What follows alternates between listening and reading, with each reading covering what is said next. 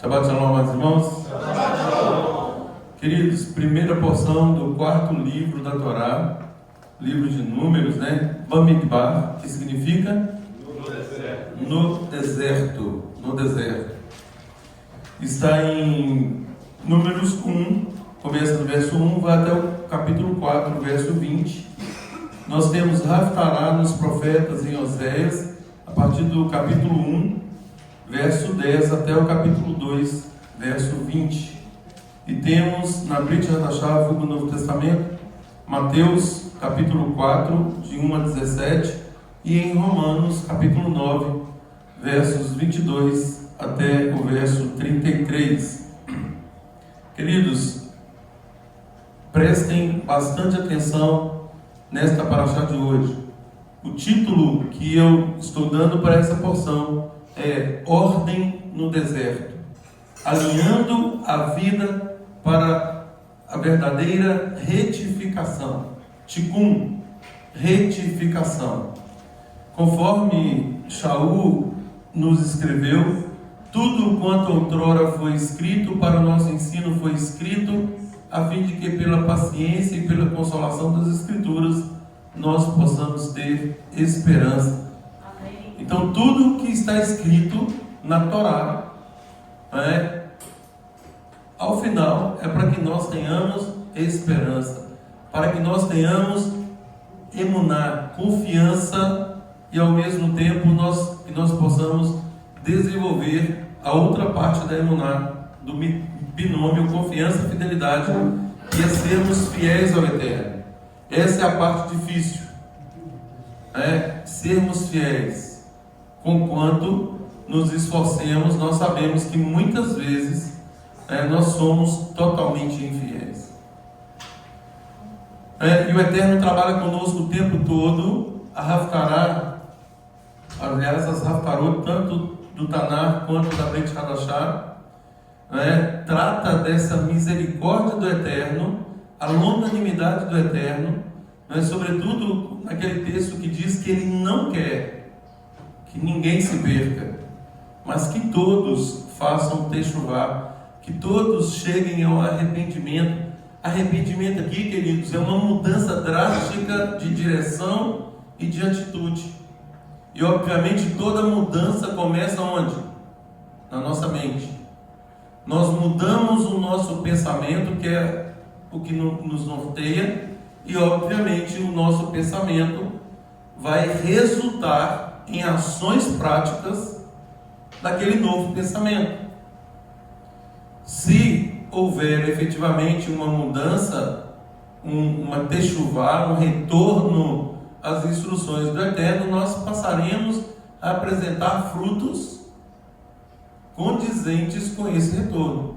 É o que Yeshua disse: pelos frutos conhecereis. Então, assim, como a gente sabe que uma pessoa está ou não no caminho? Frutos, gente, só isso. Não precisa falar nada. E também não adianta falar demais, porque não é no falar, não é naquilo que é verbalizado, mas naquilo que se apresenta como frutos. E Kefas, Pedro, ele dá uma noção boa disso. Ele fala assim: olha, apresentem frutos dignos da techuvá, frutos dignos do arrependimento. Então, se uma pessoa está errando aí, por exemplo, não atendendo a santa convocação, e fala assim: não, eu vou fazer techuvá, eu vou atender a santa convocação, como que eu sei que ela efetivamente está no caminho? Quando ela atende a santa convocação. Então não adianta ela declarar que está fazendo techuvá e não atende santa convocação. O fruto dela é incompatível com a declaração de emuná, com a declaração de fé. Então, queridos, atentem para a porção de hoje. Conforme eu disse, aqui no verso 1 do capítulo 1 do livro de Números, Bamidbar, no deserto, o Eterno manda levantar o censo de Israel. O censo de Israel. Heitor, Samuel, Miguel, sentem separados, por favor, tá bom? Para não ter problema aí. Para que nós possamos prestar bastante atenção na porção de hoje. No futuro eles que ensinaram aqui na frente, né? Exatamente, vamos aprender, porque vocês aqui serão os mestres do futuro. Amém. Em nome de Jesus. Então, queridos, o primeiro verso fala assim: no segundo ano, após a saída dos filhos de Israel do Egito, no primeiro dia do segundo mês, falou Adonai a Moisés no deserto, Bamidbar, é o nome da porção, no deserto do Sinai, na tenda da congregação, dizendo: levanta o censo de toda a congregação dos filhos de Israel, segundo as suas famílias. Presta atenção nisso aqui, gente. Segundo a casa de seus pais, contando todos os homens nominalmente. O que é nominalmente? Nome por nome. Ou seja, ninguém vai faltar. Nome por nome. Nominalmente, cabeça por cabeça, da idade de 20 anos para cima, todos os capazes de sair à guerra em Israel. A esses contarei, segundo seus exércitos, tu e Arão. De cada tribo vos assistirá um homem que seja cabeça ou líder, da casa de seus pais. E aí o Eterno começa a nominar os líderes, inicialmente aqui, das 12 tribos. E prossegue essa contagem. Então aqui nós temos uma ordem do Eterno: fazer a contagem, fazer o levantamento, fazer o censo, contar nominalmente. O segundo princípio dessa porção de hoje é a ordem das tribos no acampamento. Existe um layout aqui que o Eterno determinou. Estão todas as 12 tribos. Gente, vamos fazer do nosso jeito? Não. Nós não vamos organizar do nosso jeito. É do jeito que o Eterno mandou. O Eterno deu a ordem. Ele estabeleceu que as coisas fossem ordenadas segundo o padrão dele. Por quê? Porque tem motivo para isso. Ezequiel 1 fala que seguiu um padrão de um modelo celestial. E aí a gente vai aprofundando para dizer, gente, tudo tem um motivo. Agora, se o Eterno manda fazer de um jeito, por que nós vamos fazer de outro jeito? Então, queridos, essa ordem das tribos em torno de quê? Em torno de quê, gente? Do Mishkan. O Mishkan no centro, o tabernáculo no centro e as tribos em seu entorno. Isso tem uma razão. Então a ordem das tribos no acampamento a partir do capítulo 2. E a partir do capítulo 3, gente, nós temos aí a santificação, a separação dos levitas. Para quê? Para exercer o serviço sacerdotal. Então, a leitura desta porção, ela abre os portais do deserto da nossa alma. Para quê? Para que as estruturas espirituais, a nossa estrutura espiritual, gente, ela precisa ser contada. Nós precisamos ter a certeza de que o Eterno está nos contando, que o Eterno se importa conosco. Aqui está dizendo que é nome por nome.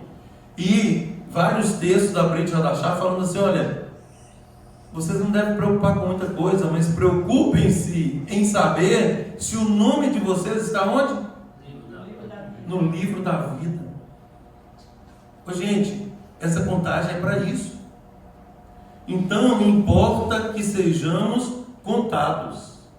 Importa que cada um exerça o seu papel no corpo. Mais uma vez, o Eterno trata de Israel aqui como um corpo, como uma congregação, o tempo todo. Então as nossas estruturas espirituais precisam ser contadas, alinhadas. Esse alinhamento aqui, segundo o Mishkan, existe um alinhamento é o que nós falamos sempre. E por fim, santificadas. Então os três princípios: contados, alinhados e santificados. E aí, queridos, em que sentido isso se aplica para nós? Conforme eu falei, o contado é saber que nós fazemos parte de um povo, nós temos uma identidade. Hoje nós somos contados como israelitas, seja por descendência, seja por enxerto, nós somos contados como povo de Deus. Agora, se nós somos contados, se nós somos levados em conta, existe uma responsabilidade que nos compete. E é essa responsabilidade que nós devemos atentar. Como eu falei, nós não somos atores do reino, nós somos integrantes de um corpo, membros de um corpo. Agora, para quê? Para exercer uma determinada função. Cada um tem pelo menos uma função. E cada um tem que desenvolver essa função. Shaul fala lá em uma das cartas da justa cooperação de cada parte. Ou seja, nós temos que edificar, prosseguir, construindo, edificando este corpo. Agora, precisa-se de uma justa cooperação de cada parte, porque senão um vai fazer mais do que o outro, um vai ser pesado para o outro, e o Eterno não quer isso. Ele quer compromisso de todos. Você foi contado? Você está dentro? Seu nome está aqui? Então você tem um papel a desempenhar. Pois não. Você fez uma colocação, uma frase interessante. Você falou assim: a contagem abre os portais da nossa alma, do deserto da nossa alma. Como é que é? Eu não entendi bem na hora. Eu falei que a leitura dessa porção abre os portais para o deserto da nossa alma. Vai preencher aquilo que eventualmente forma ainda uma lacuna. Por isso que eu falei, preste atenção, porque as coisas vão se encaixar. Então a leitura dessa porção, ela abre os portais para o deserto da alma, de modo que possamos nos estruturar. E aí eu falei, as estruturas espirituais, a nossa estrutura espiritual enquanto seres humanos, essa estrutura precisa ser contada, alinhada e santificada. São os três padrões. Exatamente. Então, queridos, o deserto, Bamidbar, como uma dimensão, gente, preste atenção nisso aqui, a profundidade disso aqui com o ensino de Yeshua. Olha aqui, o deserto como dimensão de esvaziamento do nosso eu. Toda vez que nós estudamos essa porção, nós perguntamos assim: por que a Torá foi dada no deserto? E qual que é a resposta que comumente vem?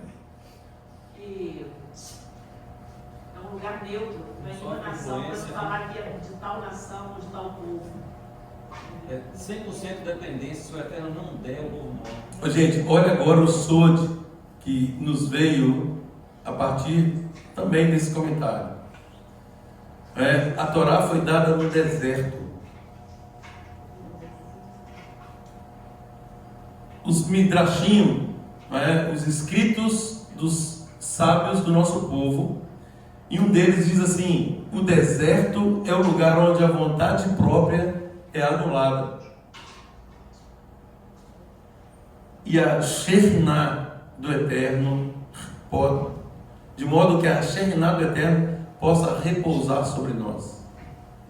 Então, ou seja, para que a presença do Eterno possa repousar sobre nós, nós precisamos anular a nossa própria vontade. Mais profundo, né? Quem disse isso? Yeshua. Yeshua disse isso como? Quem quiser vir após mim, a si mesmo se negue. Negue-se a si mesmo, gente.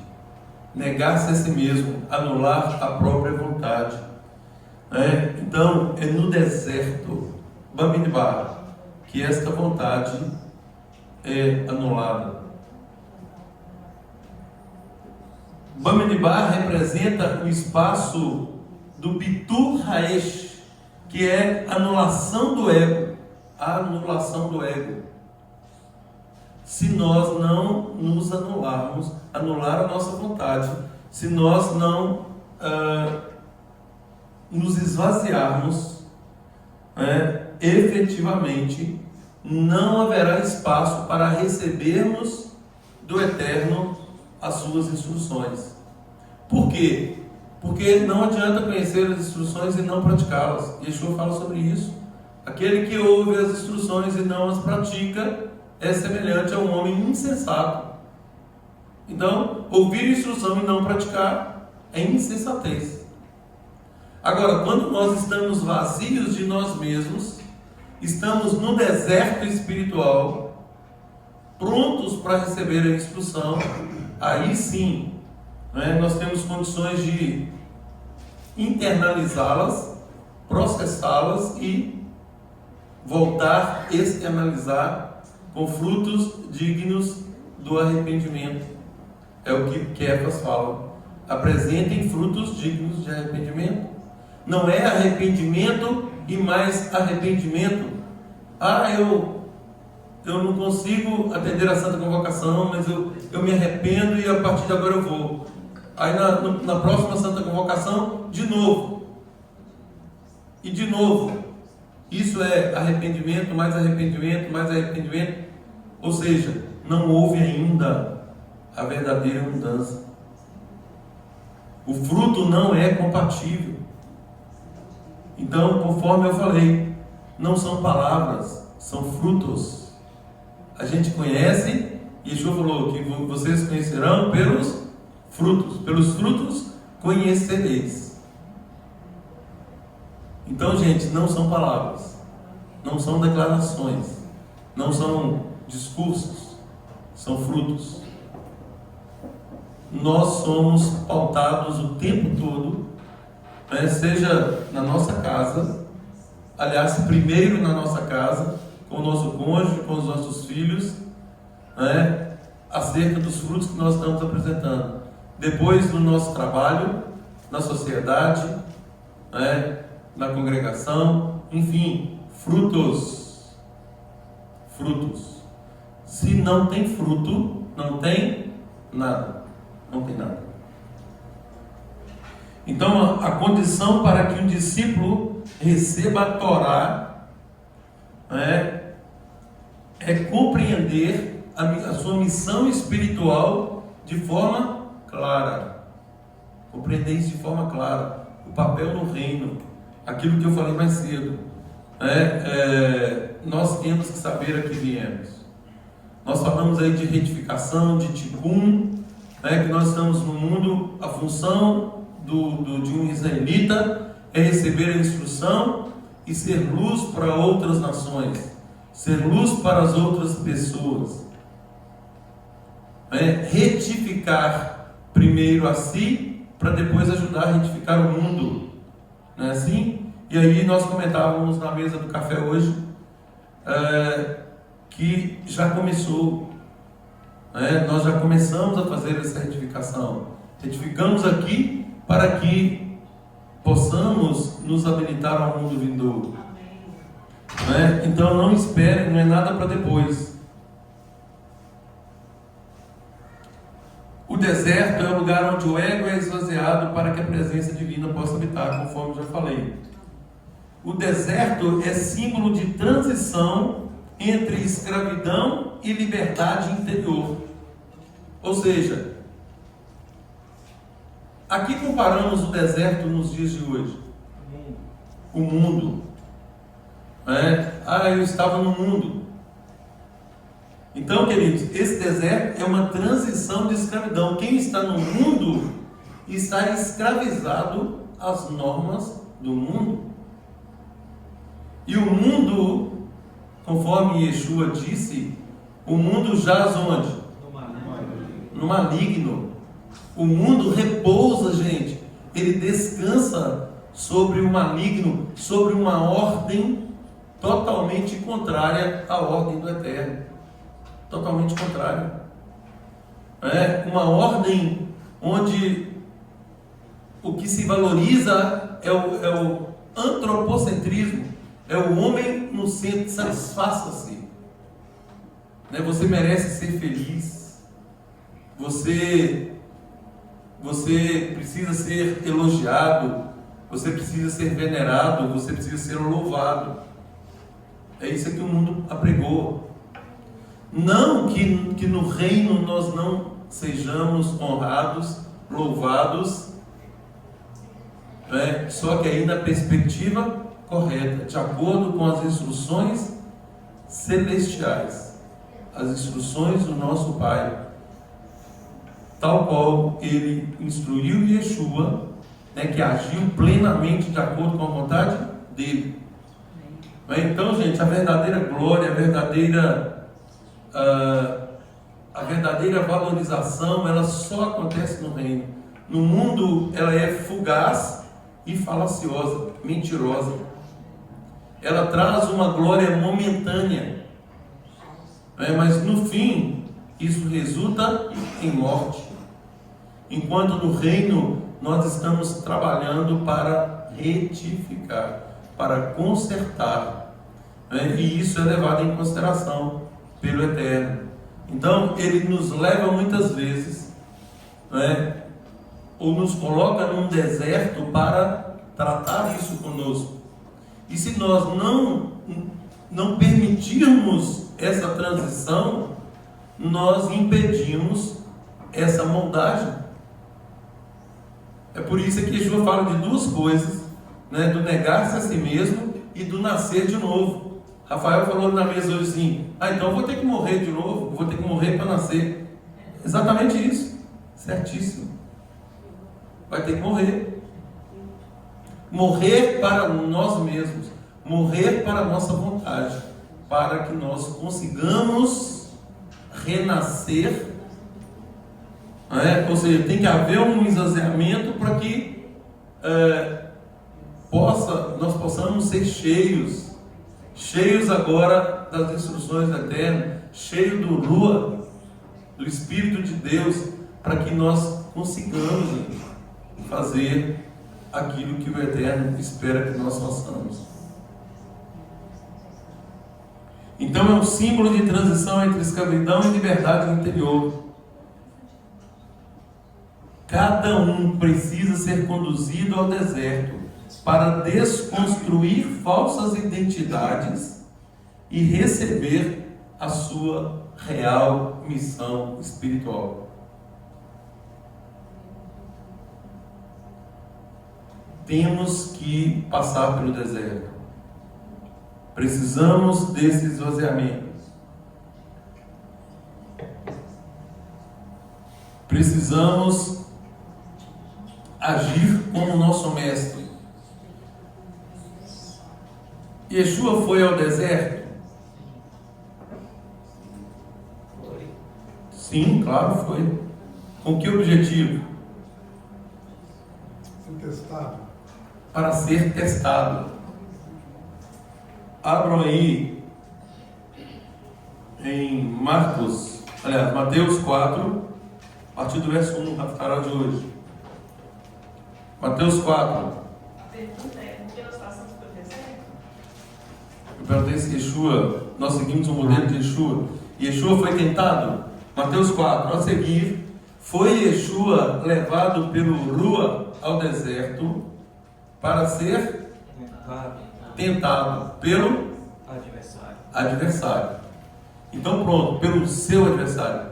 Mais uma vez, gente, Hassatan, Satanás, diabo, o nome que queira, ele é nosso adversário. Só tem esse dever nesse papel. Ele tem um papel que o Eterno lhe designou. Quem quiser entender o papel de Hassatan, limpa esse ensino romanizado e leia o livro de Jó. Vocês vão entender plenamente o papel de Hassatan. Ele tem um papel importantíssimo. Importantíssimo. É o papel que o Eterno designou. Que tem um princípio, tem um meio e vai ter um fim. É o papel dele. Ele está cumprindo uma ordem da terra. E ele não faz nada fora dos limites da terra. Quer conhecer a Satã? Leia o livro de Jó. Leia o livro de Jó. E a função dele, gente, é nos testar, para que nós sejamos aprovados, afinal. Não para que nós sejamos reprovados. É óbvio que muitos serão. O problema é que a gente se considera muito bom. Pois é. Aí ontem um irmão respondeu isso na pergunta, disse assim: você está no caminho certinho, né? Que ele falou assim: olha, eu percebo a minha total impotência. Eu falei assim: beleza, você está no caminho certo. É isso mesmo. Somos impotentes. Somos incapazes por nós mesmos de fazer tudo que a lei nos determina. Nós temos que nos esforçar, é óbvio. Temos que tentar fazer tudo certo, é óbvio. Mas o cuidado que nós devemos ter, gente, é que nós precisamos da unção de Deus para que nós consigamos fazer da forma que tem que ser feito. Essa é a função do Espírito, né? Exatamente. O Rua, o Espírito Santo, ele nos é dado com essa finalidade. Ezequiel 36, 26 e seguintes. Hoje você vai ler o Deuteronômio falando por que ele nos levou ao deserto? Pode ler. E te lembrarás de todo o caminho pelo qual o Eterno teu Deus te conduziu no deserto esses 40 anos, para te humilhar e te provar, para saber o que estava no teu coração, se guardarias os meus mandamentos ou não. E te humilhou, te deixou ter fome, que te sustentou com maná, que tu não conheceste, nem teus pais conheceram, para te dar a entender que o homem não viverá só de pão, mas de tudo que sai da boca do Senhor viverá o homem. Nunca se envelheceu a tua roupa sobre ti, nem inchou o teu pé nos 40 anos. Gente, o Eterno leva para o deserto para que nós dependamos exclusivamente dele. A roupa não envelhece, o calçado não desgasta, não passamos fome, ele nos alimenta com o maná do céu, né? Qualquer outro alimento, dependência exclusiva de Adonai. Essa é a função do deserto. E nesse momento de transição entre o mundo e a Techuvá, o compromisso de servir a Deus, nós vamos estabelecer agora as bases, essas bases de alinhamento, de santificação, de senso de pertencimento. Levanta o censo dos filhos de Israel, conta os filhos de Israel, cabeça por cabeça, nominalmente. Ou seja, nós pertencemos, nós temos esse senso de pertencimento. Ele se importa com cada um. Cada um é extremamente importante. Cada um tem a sua função e a sua missão. Cada um tem um nome adotado. Ninguém pode ser desprezado, a não ser que a própria pessoa se despreze. A pessoa, gente, a própria pessoa é que se auto-exclui. Por quê? Por causa do seu livre-arbítrio. É a única coisa que o Eterno não faz é atuar no nosso livre-arbítrio. Ele faz de tudo para nos resgatar, mas na nossa vontade Ele não toca. Ele não toca. Essa é a parte que nos cabe. Então, para que nós possamos substituir um estado por outro, precisa de manifestação de vontade. Então, continuando aqui no texto de Yeshua, Yeshua foi levado pelo Rua, pelo Espírito do Santo, ao deserto para ser tentado pelo adversário. E depois de jejuar 40 dias e 40 noites, teve fome. Então, o adversário, presta atenção, gente, o adversário, aproximando-se, lhe disse: se és o quê? Filho de Deus, Filho de Deus. E aí, gente, eu descobri um negócio muito interessante nessa expressão. Tem algumas traduções que falam assim: se és o Filho de Deus. manda que essas pedras se transformem em pães.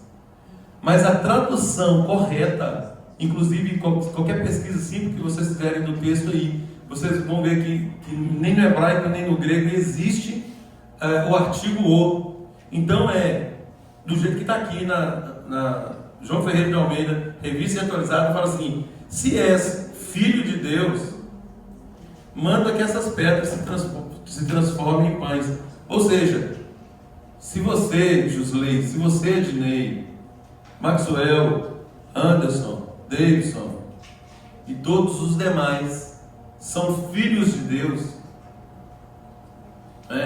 ajam de acordo com esse status de filho de Deus. É isso que o texto está dizendo, nada mais do que isso.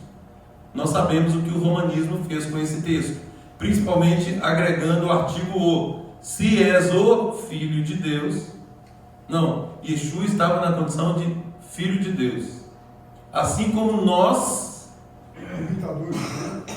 imitadores, seguidores, discípulos, a partir do momento que passamos pelo processo de Techuvá, nós somos, por adoção agora, filhos de Deus.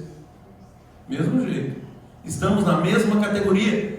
Tanto é que Yeshua fala assim: olha, se vocês tiverem emuná, fé, do tamanho aí de um grãozinho de mostarda, vocês vão fazer tudo que eu faço e ainda outras coisas muito maiores. Ou seja, não é uma capacitação, não são superpoderes. É poder de Deus, o poder de Deus que nos são dados para andarmos na dependência de Deus. O poder não nos será dado para fazer a nossa própria vontade, é óbvio que não. É óbvio que não. O poder nos será dado, conforme Ezequiel 36, 26 e seguintes, nos será dado para que nós consigamos, naquilo que nos falta, cumprir a Torá na sua inteireza. Explicando mais uma vez, gente, isso não tem jeito, não é catequese. Aí o outro falou assim: não sou católico. Catequese, gente, é repetição, tá? Catequese significa repetição. Então é importante repetir. Nós pecamos de 4 formas: falando, pensando, agindo e omitindo. Então é ação, omissão, palavras e atos e pensamentos, Ação, omissão, palavras e pensamentos. Nós temos que retificar. Se nós pecamos dessas quatro modalidades, nós temos que fazer retificar cada área dessa. Então, para retificar cada área dessa, vamos pegar só o falar. As nossas palavras, conforme a Brit Hadashah nos orienta, elas têm que ser apenas para edificação, para exortação, para louvor, para glorificar, para agradecer, ações de graça, etc. Ou seja, só para coisa boa, as nossas palavras. Então, nós estamos no processo de Techuvá. Só que chega um momento que nós tropeçamos com as nossas palavras. Não é assim? E aliás, Tiago fala: aquele que não tropeça no falar é perfeito varão. Ou seja, é um ser humano perfeito. Significando que nós temos que nos esforçar muito para que nós não tropecemos. Mas, por mais que nós nos esforcemos, nós olhamos só para essa modalidade e falamos assim: Senhor, tem misericórdia da minha vida, porque no trânsito eu soltei um palavrão, alguém me fez raiva ali e eu falei algo que eu não devia falar. Então, se não for a misericórdia do Eterno, o equilíbrio entre Gevurah e Hesed, o equilíbrio disso aí, do Eterno, na minha vida, eu estou condenado. Eu já estou condenado, eu só estou falando de um aspecto.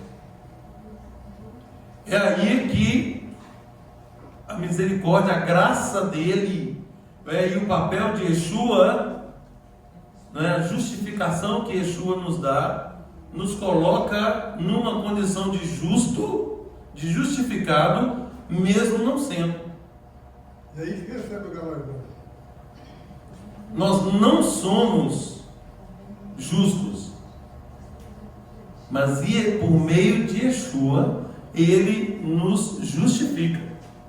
Então nós somos, na verdade o termo correto é justificados. A palavra fala assim, gente, não há nenhum justo, nenhum sequer. Todos se extraviaram, a uma se fizeram inúteis. Inúteis. Como assim inútil? Nós somos inúteis? Sim. Se nós fizermos apenas aquilo que nos é ordenado fazer, nós somos servos inúteis. O que significa isso, gente? Significa que o Eterno espera de nós proatividade. Ele espera que nós avancemos, que nós não fiquemos apenas nas ordens, nos mandamentos, né? Obedeça isso, aquilo, não. Que nós sejamos proativos, que nós possamos fazer tudo na máxima excelência e com a máxima intenção e com a correção dessa intenção. Vocês querem ver uma coisa? Fazer de tzedakah, vamos colocar ela no nível de caridade. Fazer caridade. Nós estamos pela rua e percebemos que tem alguém num estado ali de necessidade e nós resolvemos fazer uma caridade, uma tzedakah. Vamos doar alguma coisa para aquela pessoa. Dependendo, gente, da intenção com a qual nós fazemos isso, isso está contaminado. O ato está certo, vai resultar em bênção para aquela pessoa, mas nós fizemos com uma intenção contaminada. Eu fiz porque tinha alguém me olhando, eu fiz porque eu pensei comigo mesmo, tinha ninguém me olhando, mas eu pensei assim, eu sou bom. Vou receber alguém em troca. Se eu fizer isso, o Eterno vai me abençoar naquilo. Para vocês verem, a mente como que vai.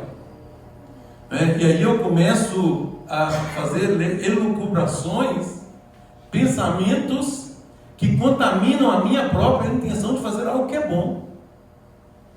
Então, gente, isso é para quê? Eu estou falando isso porque é para que nós saibamos que nós precisamos da resta da misericórdia do Eterno e do sacrifício de Yeshua, porque senão ninguém vai se salvar. Ninguém. E é esse o papel de Yeshua. Yeshua olha para nós com todo o esforço que nós estamos fazendo e fala assim, você ainda não está conseguindo. Nós vamos conseguir, nós vamos edificando. Isso é só um exemplo pueril, mas o objetivo é que nós transcendamos o nosso próprio eu, nosso próprio ego, nos esvaziemos de nós mesmos, nesse deserto aí que o Eterno está nos tratando, e façamos isso com a cavaná correta. Vai chegar o momento que isso vai acontecer, mas enquanto não acontece, nós estamos ali cobertos pelo sacrifício de Yeshua. Pois não, Rafael? Então, mesmo com a cavaná errada, até mesmo esse que é a coisa da bondade, ela pode ir para o lado errado. É por isso que tem a coluna do meio. Qual que é a coluna do meio? A coluna do equilíbrio. Pois é, nesse caso aí. Então, por exemplo, tem o quebrar. O quebrar seria o julgamento, né? Seria o julgamento, então a pessoa pode ser justa demais. Tem o resto que a pessoa pode ser boa. Misericórdia demais. Mas pode estar para o lado errado. Não é um dado, é um ponto. Fica entre as duas. Tem um ponto de equilíbrio. E eu falo com o Rafael o seguinte: isso não é com relação à palavra do Eterno. A palavra do Eterno ela tem que ser cumprida tal qual ela é, conforme eu falei aqui. O Eterno estabelece uma ordem em torno do Mishkan. Aí eu falo assim, daí a gente entra em consciência aqui, o Eterno determinou assim, mas vamos fazer diferente? Não é para isso. Não é para isso. A ordem do Eterno ela tem que ser obedecida tal qual ela foi emanada. O que o Rafael está falando ali, gente, são elementos, são as Sefirot, né, os aspectos de Deus do Insof, que é o infinito, que é a totalidade de Deus, né, os atributos, como uma forma de tentar compreender o Eterno de uma forma mais detalhada. Né, mas isso são estudos humanos, É isso que eu ia falar. né, são estudos humanos, isso não está na Torá, são estudos humanos que nos ajudam a compreender muita coisa, mas nós só podemos levar em consideração e praticar aquilo que está em plena harmonia com a Torá. Eu ia falar isso porque eu vejo que o Rafael, ele tem só 14 anos, mas ele tem uma sede muito grande da palavra, né? E ele tem acesso a esse tipo de literatura, porque ele é curioso, ele está estudando, ele quer ver.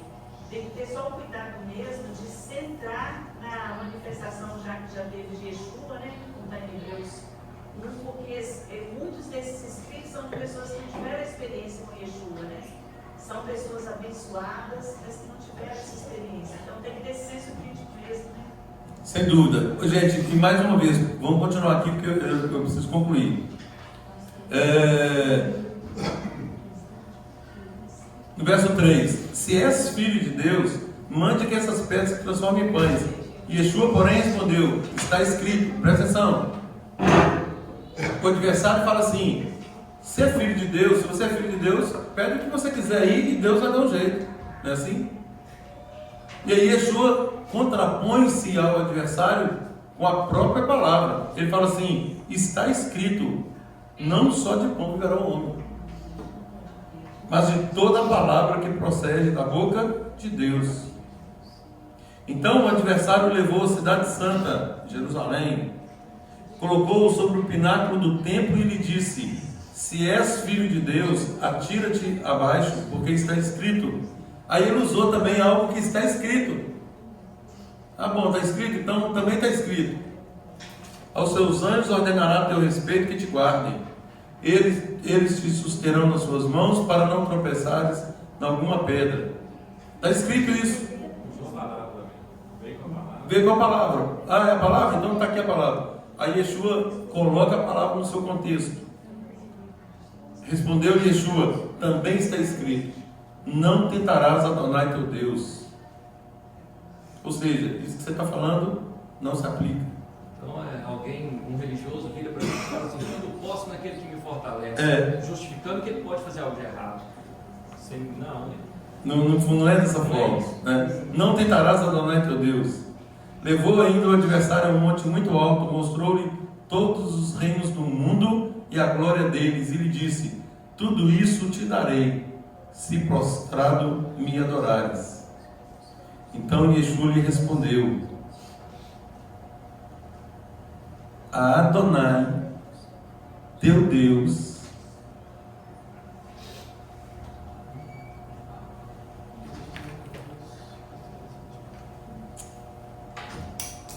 só um minutinho, perdi o versículo aqui. Adonai teu Deus adorarás, e só a Ele darás culto. Com isso o deixou o adversário, e eis que vieram anjos e o serviram. Amém. Então, queridos, aqui nós temos que Yeshua vai ao deserto antes de começar o seu ministério, né, tornando-se modelo para nós. E aí a única forma de combater o mal, de combater o sofisma, o engano, é por meio da palavra. Por meio da palavra. Né? Então é por isso, gente, que a gente insiste tanto, né? E aí, fazendo alusão ao que Shaul fala com Timóteo: procura apresentar-te a Deus como um varão aprovado, não tendo o que se envergonhar, que maneja bem a palavra da verdade. Se nós manejarmos bem a palavra da verdade, nós podemos combater qualquer sofisma. E Shaul fala sobre isso também, anulando sofismas. Nós conseguimos anular todo tipo de sofisma quando nós conhecemos a instrução do Eterno, esse eixo, a Torá, o eixo central, nenhuma filosofia, nenhum ensino, nenhuma ordem contrária à Torá vai nos abalar. Por quê? Porque nós temos o eixo central. Nós já conhecemos os princípios elementares. Né? E aí, com essa palavra, com essa espada, né, nós conseguiríamos afastar o nosso adversário. Ele está isento de qualquer tipo de emoção ali, externa, né, que poderia influenciar na resposta dele para Satã. Né? Exatamente. Ô, gente, essa é a forma que a nossa emuná é refinada. Refinamento espiritual. Eu já disse aqui muitas vezes. Eu falo que não existe uma educação mais refinada do que a educação do reino. As instruções do Eterno. E aqui está dizendo que a nossa emuná, ela é refinada. Agora, ela só pode ser refinada com o nosso compromisso com o reino. À medida que nós vamos nos envolvendo. E aí entra aquela parábola dos talentos, né? A pessoa recebe um talento e cruza os braços. Outro recebe 2 talentos e ele começa a multiplicar. Outro recebe 5 e começa a multiplicar. E aí depois o dono, quem deu os talentos, volta e fala assim: ah, Senhor, o Senhor é muito severo, eu sei que o Senhor é rígido aí e tal, eu acabei escondendo os meus talentos. E aí, o que a palavra diz? Que esses talentos serão tirados dele e dados para outra pessoa, para aquele que conseguiu administrar da forma correta. Pois não. Aí cabe aquela palavra que fala que a gente se comportar com o Exu, né? Se nós temos uma dúvida em determinada atitude, perguntar: se Exu estivesse aqui, como que ele agiria? Então aqui é esse exemplo aqui, quer dizer, é agir com a palavra correta, né? O tempo todo, né? Ter isso em mente. Nós temos um padrão que nós não temos como fugir dele. Esse é o padrão do reino.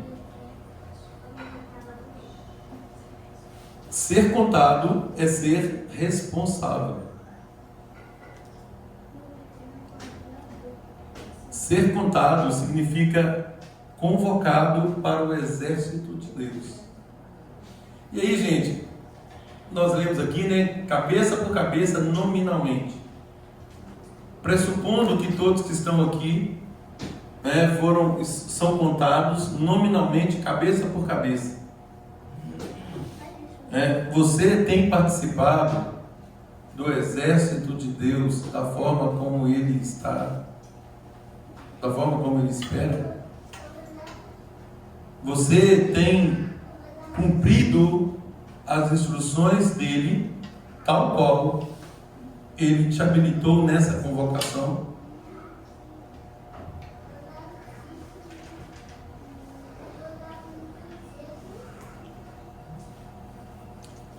Lá em Lucas 10:20 fala assim: olha, vocês não devem se alegrar porque os espíritos se vos submetem, mas porque vossos nomes estão escritos no céu, no livro da vida.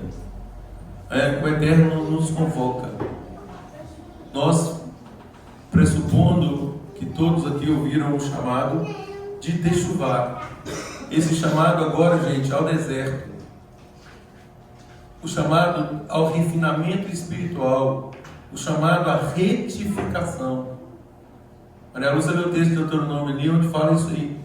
Eu levei vocês para o deserto para provar se vocês de fato seriam fiéis a mim, se vocês me obedeceriam ou não. E muitas vezes, muitos, aquilo que eu falei da Kavaná, continuam com uma intenção de negociação com Deus o tempo todo. É uma pergunta, é uma troca, é uma barganha com Deus. Eu vou servir a Deus se Deus fizer isso e isso por mim. Eu vou servir a Deus se eu ganhar tal coisa. Enfim, cada um tem uma motivação. Essa não é a motivação correta.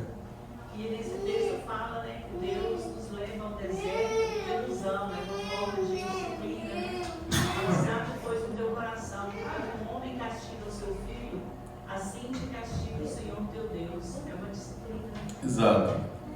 E aí, gente, como nós somos discípulos de Yeshua, qual é a ordem que Yeshua deu?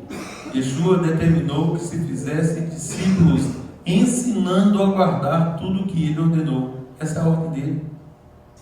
Façam discípulos de todas as nações, ensinando-os a guardar tudo o que vos tenho ordenado.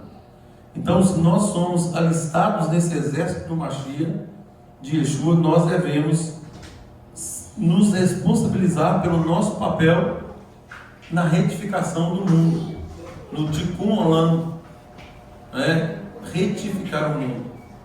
As nossas ações hoje, não daqui a algum tempo, não no milênio, hoje, ela tem que manifestar os frutos dignos desse retorno nosso, dessa techuvá que estamos fazendo.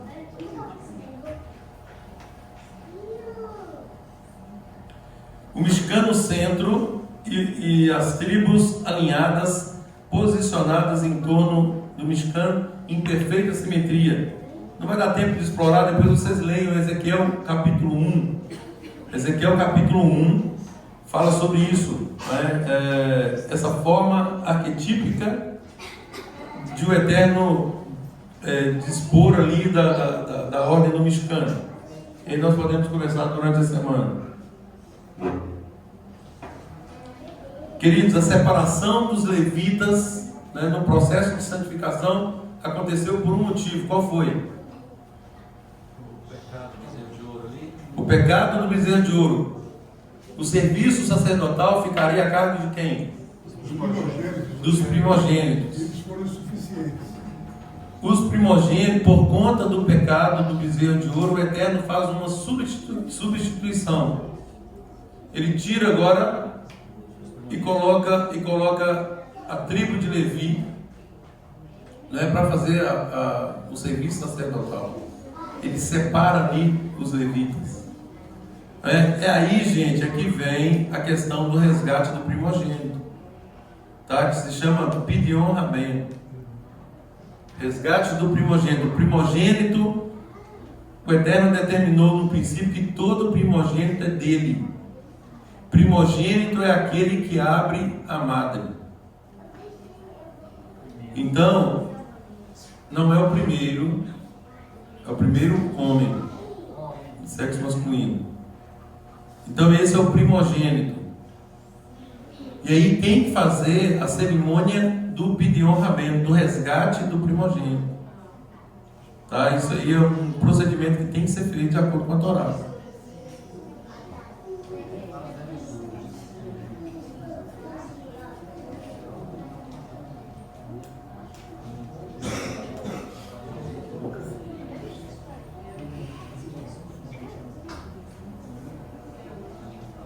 Conforme eu falei, gente, só para recapitular aqui, todos os midrashim escritos dos sábios falam de uma chave espiritual. Hoje é moda falar de chave, né?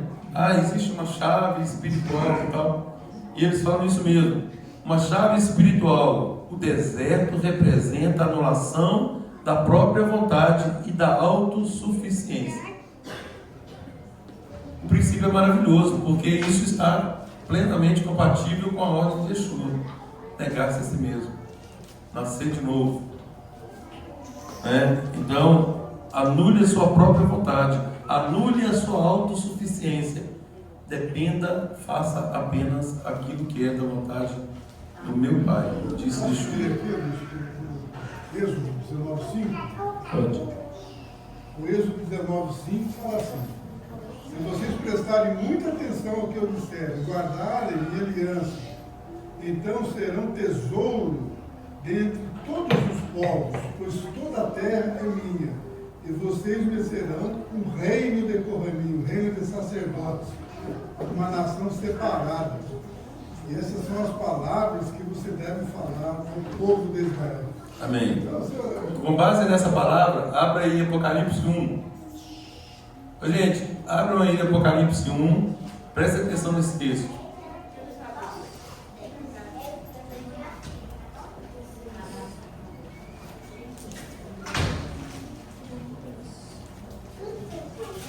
Começar do verso 1, presta atenção diante da leitura. Apocalipse 1. Revelação de quem? Revelação de Yeshua. Quem deu a revelação para ele?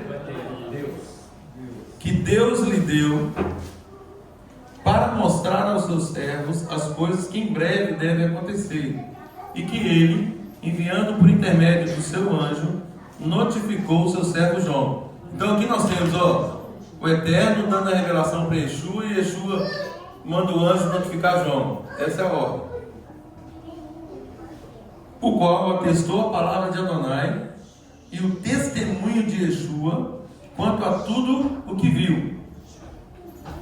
Verso 3: Felizes aqueles que leem e aqueles que ouvem as palavras da profecia e guardam as coisas nela escritas, pois o tempo está próximo.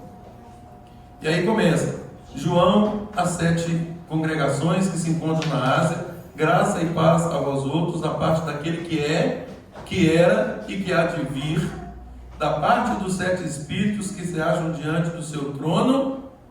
De quem que está falando aqui? Gente, de novo, interpretação de texto, coisa básica aqui, vamos ler de novo. João, eu vou avançar aqui uma palavra só para vocês entenderem. João, as 7 congregações que se encontram na Ásia, graça e paz a vós outros, da parte daquele que é, que era e que há de vir, da parte dos 7 espíritos que se acham diante do seu trono, e da parte de Yeshua. De quem que ele estava falando então? Primeiramente ele está falando do Eterno, é óbvio. E aí o romanismo fala que ele está falando de Yeshua. O texto é claro. Da parte daquele que era, que era e que há de vir, dos 7 espíritos que se acham diante do seu trono, e da parte de Yeshua HaMashiach, a fiel testemunha. Olha aí, Yeshua é a fiel testemunha.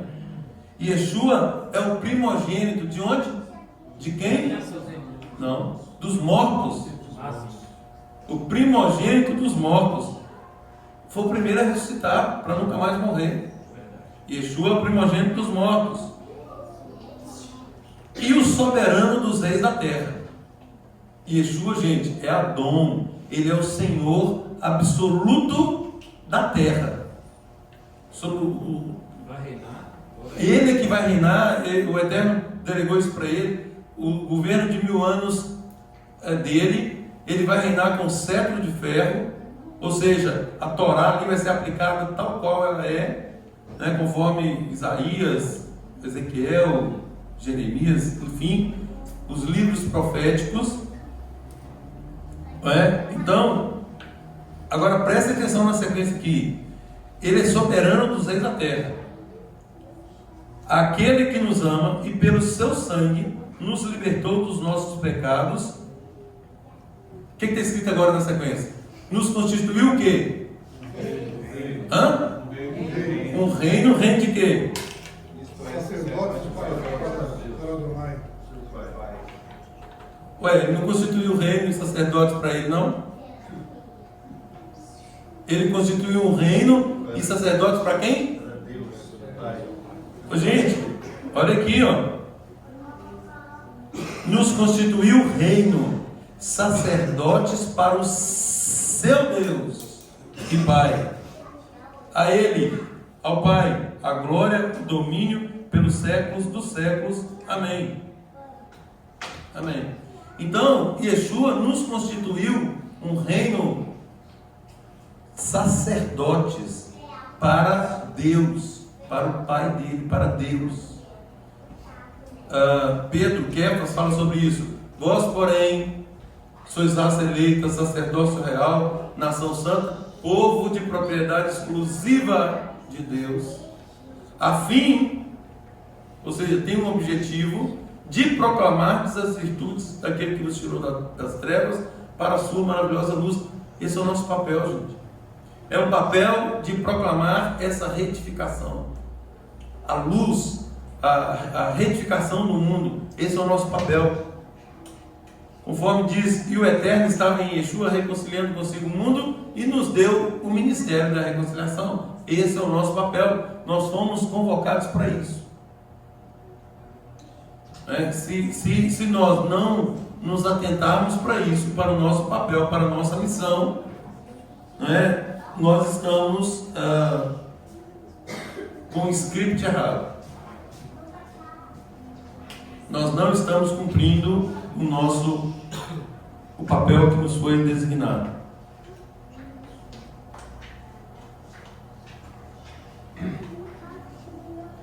Não é à toa que a Torá foi dada no deserto de Sinai, um lugar árido, sem distrações, onde o ser humano é confrontado com a sua total dependência de Deus. Mas, gente, distrações. No deserto não tem distrações. Porque as pessoas hoje, elas estão tão alheias às coisas do reino. Mateus 24:12. Diversão cada vez mais presente. Primeiro, pelo crescente distanciamento da Torá. Mateus 24:12. E, obviamente, por causa do excesso de distrações. Ocupações estranhas. O excesso de distrações é tão grande, ele é tão excessivo, desculpe o pleonasmo, que não nos permite tempo sequer para a meditação no básico da palavra. Aquilo que eu falei, 5 perguntas. E tem gente que não tem tempo de responder. Coisas que eu pratico em 20 minutos. Eu leio o texto e eu respondo em 20 minutos. Se eu não tiver 20 minutos para fazer isso,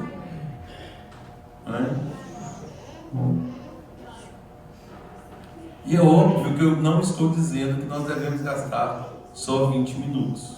Como disse a Elza ali, deveria ser 20 horas. O tempo todo. Quer comamos, bebamos ou façamos qualquer outra coisa. Ou seja, a nossa vida toda, desde a hora que acordamos até a hora que dormimos, ela tem que ser pautada para o reino. Fazer tudo para a glória de Deus.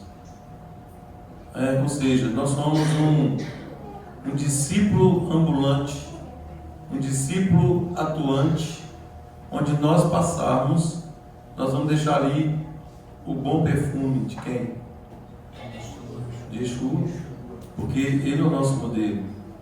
Então nós passamos, fica o bom perfume de Yeshua, nós deixamos ali a nossa impressão. Uma oferta agradável a Deus. A nossa marca está ali. Isso é ser contado, isso é alinhado, isso é separado. Separado para essa finalidade.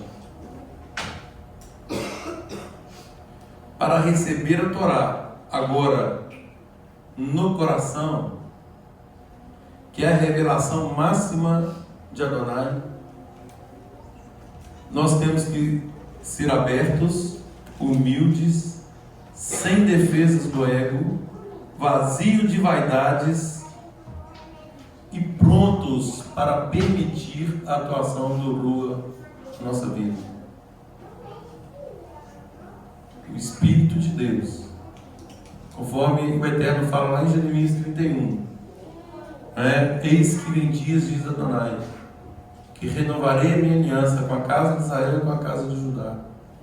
E aí ele prossegue falando que ele vai escrever a sua Torá, as suas leis, as mesmas.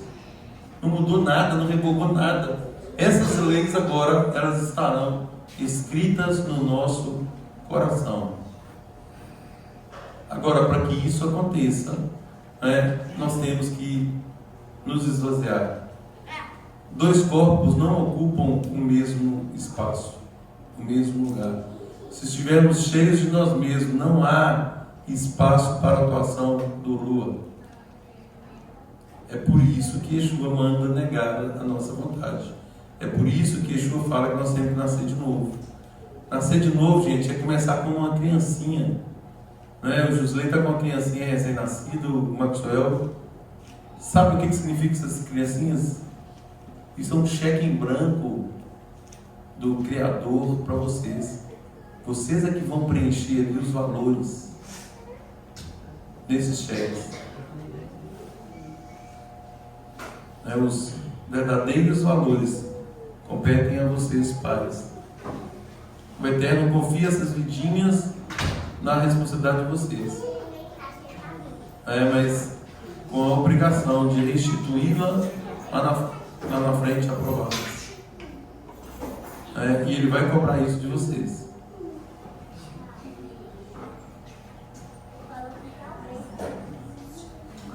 Anulação do ego, bitu hayesh, é a condição para a habitação da presença de Deus. Então, queridos, o deserto não é um local geográfico. Ninguém vai lá para o Saara. O deserto é uma condição espiritual interna no coração de cada discípulo. Todos nós passamos pelo deserto. A questão é como passar por ele, como permitir a retificação da nossa vida por meio da atuação do Eterno. E aquilo que eu falei, o Eterno não vai mudar a nossa vontade, o nosso livre arbítrio. Ele nos permite ter todo o conhecimento, mas a decisão é nossa. A decisão é nossa.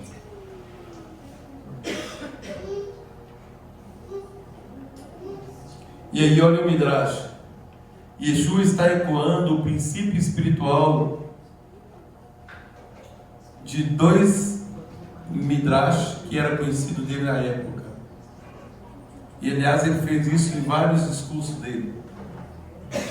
Negar-se a si mesmo é tornar-se como o deserto, ou seja, renunciar à auto-vontade, ao orgulho, às ambições pessoais, ao controle da vida.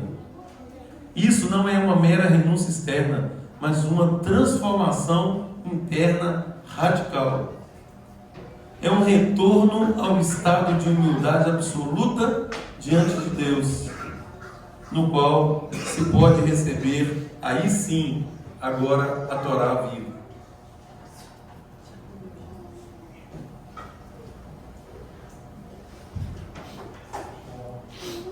O nascido de novo, quando ele diz lá em João 3,3, em verdade te digo, que se alguém não nascer de novo, não pode ver o reino de Deus. Fala que o nascimento espiritual, aí Rafael, o nascimento espiritual exige a morte do velho homem no deserto. A travessia do povo de Israel no deserto é uma imagem do processo de santificação. O Egito, como similar do mundo, é uma escravidão do ego e do pecado. E isso precisa ficar para trás, começando nesse processo de esvaziamento, onde o novo caráter agora, ele é purificado até que efetivamente nasça alguém que se permita ser moldado pelas instruções da terra. Então, o novo nascimento pressupõe a morte do velho homem. E isso que Yeshua está citando aqui, Talmud, ele está citando o próprio Talmud em seu discurso.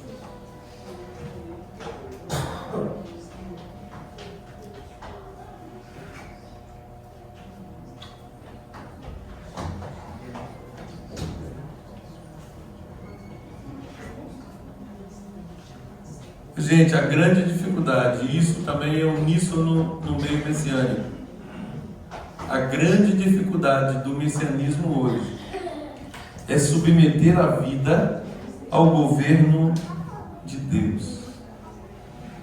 Yeshua nos constituiu o quê? Reino. Reino para quem? Para Adonai. Então, queridos, se Ele nos constituiu um reino, nós precisamos nos submeter ao governo de Adonai. Senão, o que ele está fazendo? Sem essa submissão, é exatamente o que eu falei. Sem essa submissão, nós estamos só teatralizando. E aí, o mundo já apresenta isso diuturnamente, né? A teatralização do poder. O mundo trabalha com isso o tempo todo. E isso está acontecendo no meio messiânico.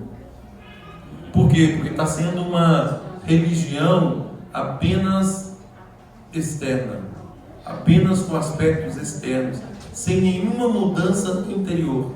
Então esse no deserto aqui, ele só fica na parte teórica externa. É vislumbrar o povo no deserto durante os 40 anos. Aplicação prática disso para a nossa vida. É disso que se trata. E é isso que o Eterno requer de nós, mediante as palavras de Yeshua: negar-se a si mesmo e nascer de novo. Anule o ego, senão não tem como.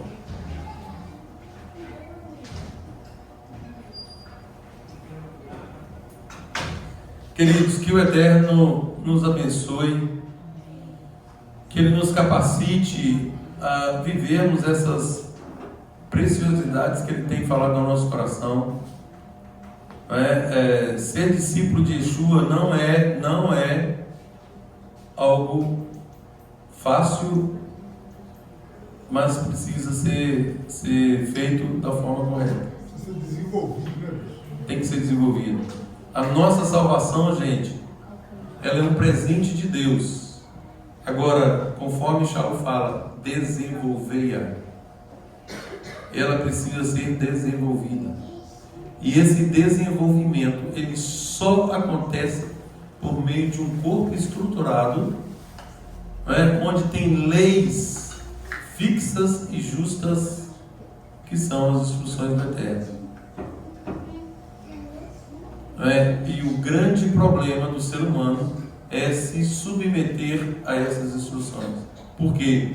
Porque não se esvazia, não anula o ego, não vai para o deserto. Que o Eterno tenha misericórdia de nós, e nos abençoe. Shabbat shalom a todos.